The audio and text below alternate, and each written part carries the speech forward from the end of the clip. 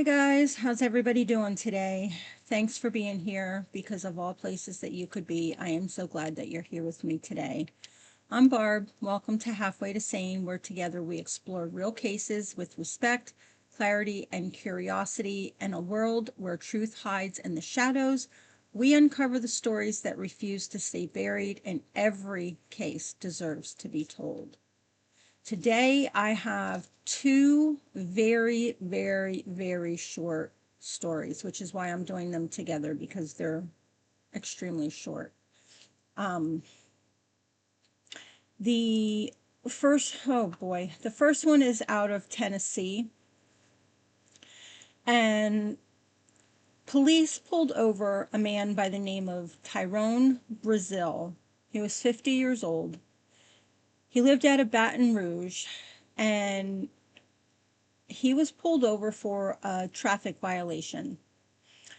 And when the police pulled him over, they found his wife's body, 50-year-old Lanessa Bradford, in the passenger seat with a gunshot wound.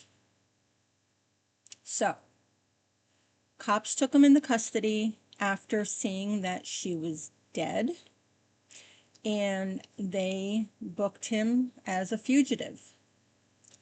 Now, Lanessa, she worked as an elementary school teacher, and apparently she had missed several days of work.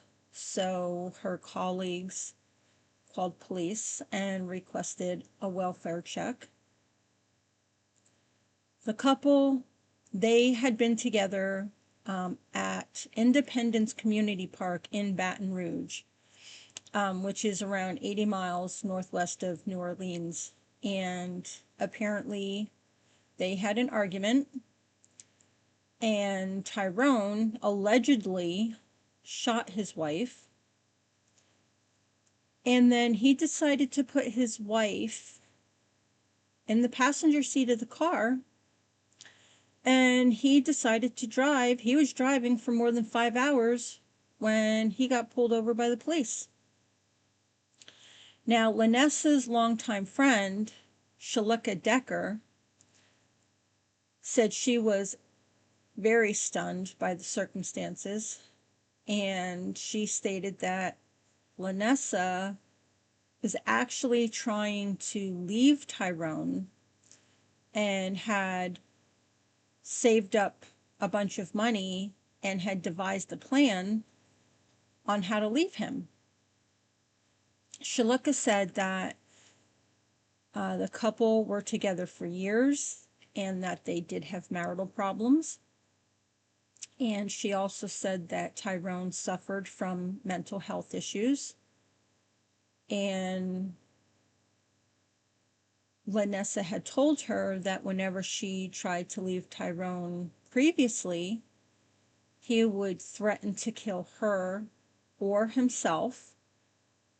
However, Shalika did not believe that Tyrone would actually follow through with the threats on harming Lanessa.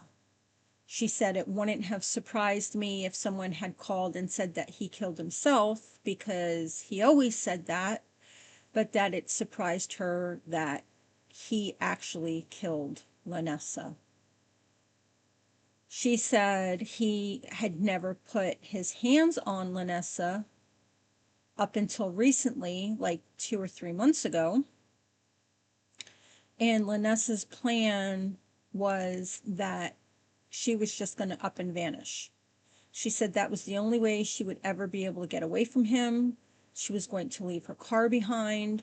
She was going to leave all her things behind, and that she had been in touch with her family that was out of town, and that's how she was going to make her getaway. As for why Tyrone allegedly shot her and then drove through multiple states with her body in the passenger seat, Shalika said she just cannot make sense of that. She said she has so many questions, like what was he doing in the car that amount of time with her deceased in the passenger seat? Where was his mind at during that ride? She said it's crazy and it's heartbreaking. She said Shaluka and him never had children of their own, but Lanessa poured her heart into the kids at her elementary school. She said it's an unfortunate situation. She said she was such a good person. She uplifted a lot of people, a lot of the kids, a lot of the parents.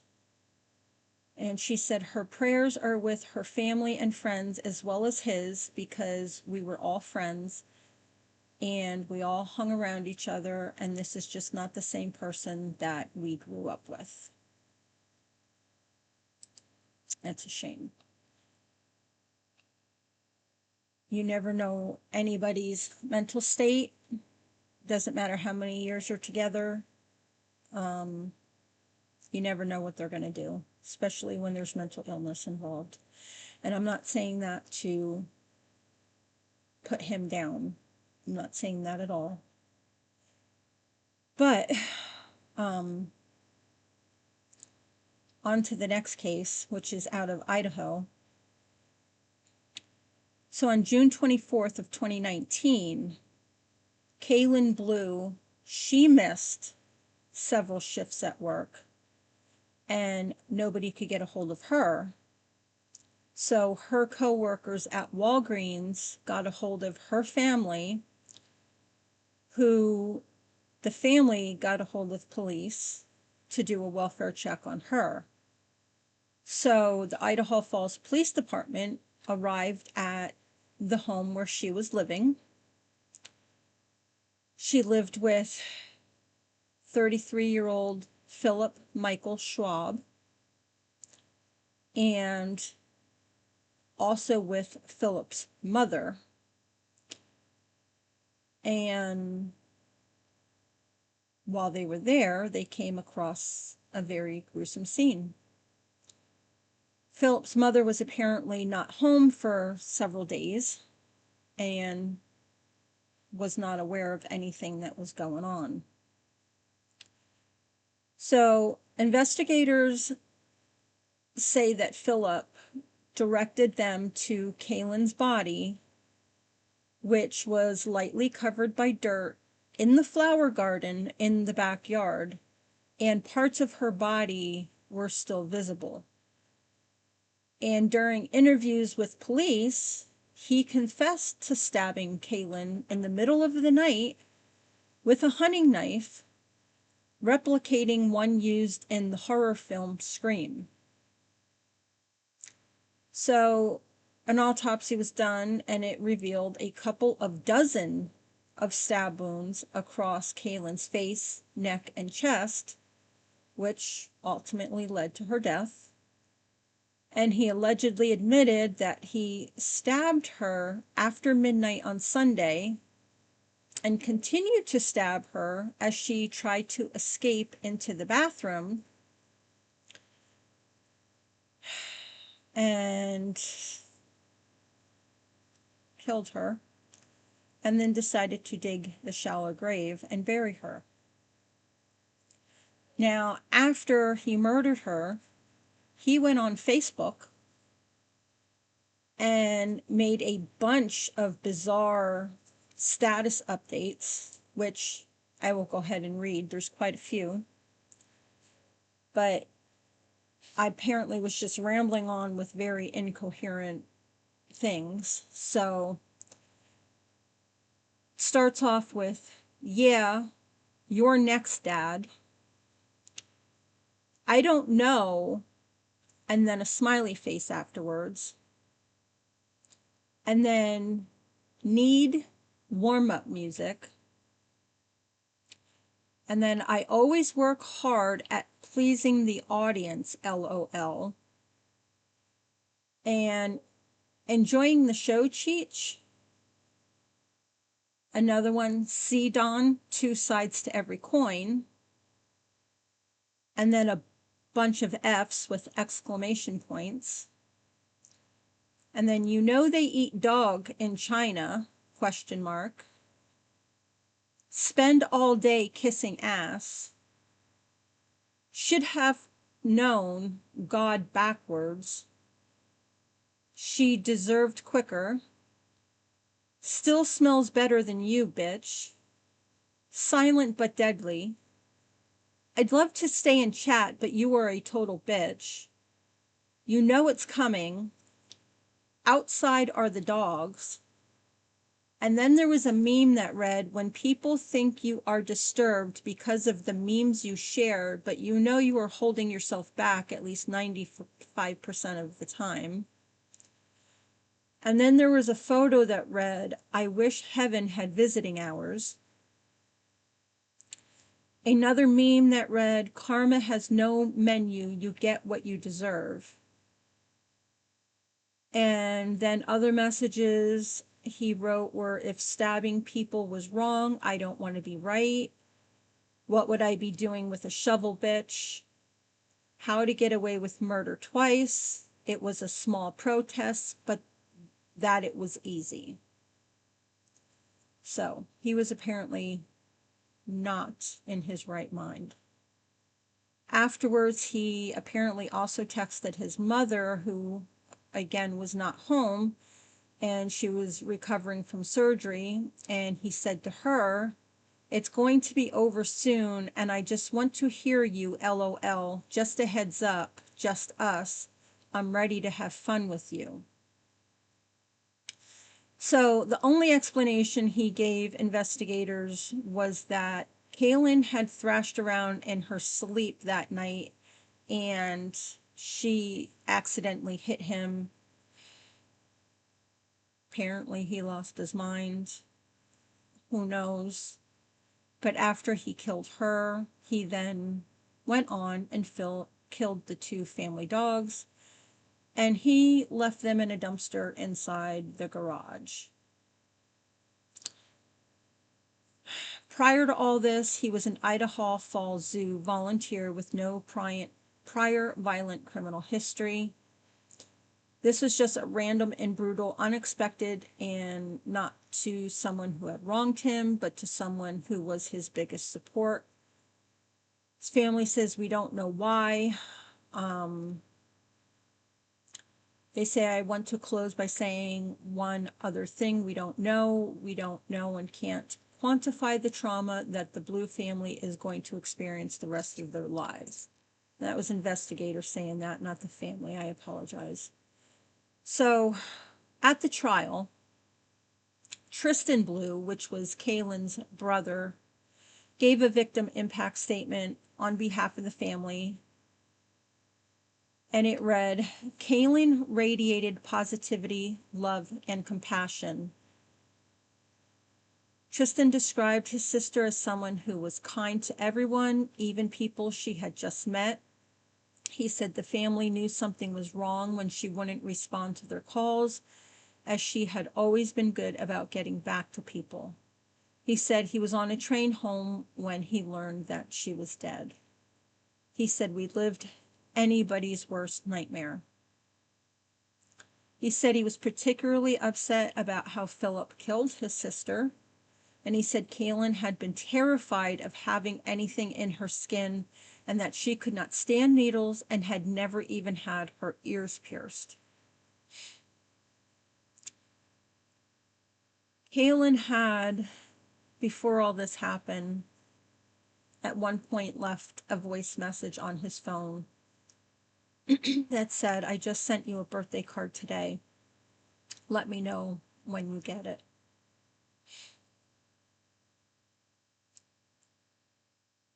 So at least he has that, has her voice to remember her by.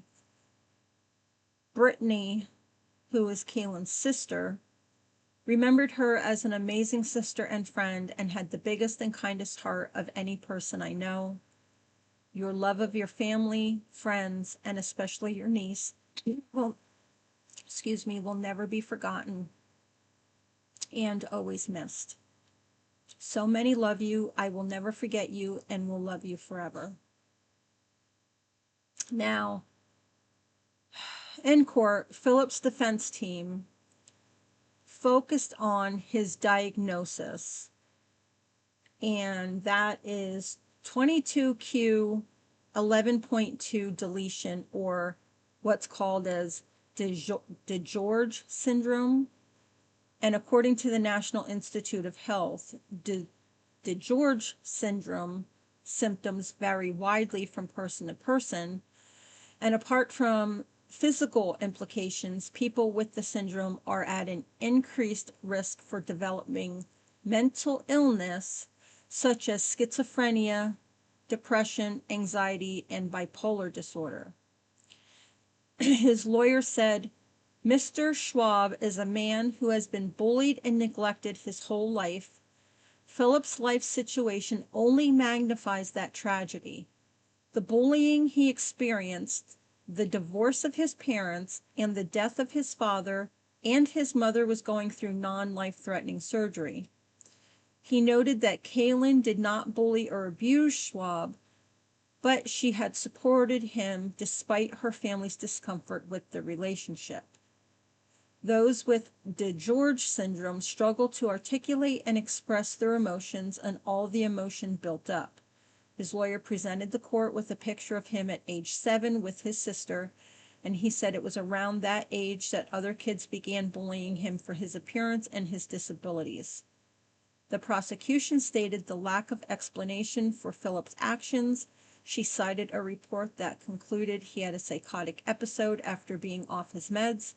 She argued, however, that there was no way to be sure if he had a psychotic episode, and since we don't know, we have to protect the community. Tristan said the family had forgiven Schwab, and he said, I don't forgive Mr. Schwab for his benefit, but for my benefit. Now, he will serve a 25-year to life prison sentence for the first-degree murder of his girlfriend, Kaylin Blue. In addition to the time in prison, he was ordered to pay $10,000 in fines and $3,285.66 in restitution to Kaylin's family. The restitution specifically covers her cost for cremation and counseling services received by her loved ones, and other restitution in the case remains ongoing if the family incurs additional costs. So, oh boy. I would like to say, rest in peace to all. To Kaylin and to Lanessa. And my prayers are with both families. And it's tough. It's tough. Put your thoughts down below what you think. Did they get the prison sentence that they deserved? I don't know. I don't know. But anyway, until next time, guys. Peace.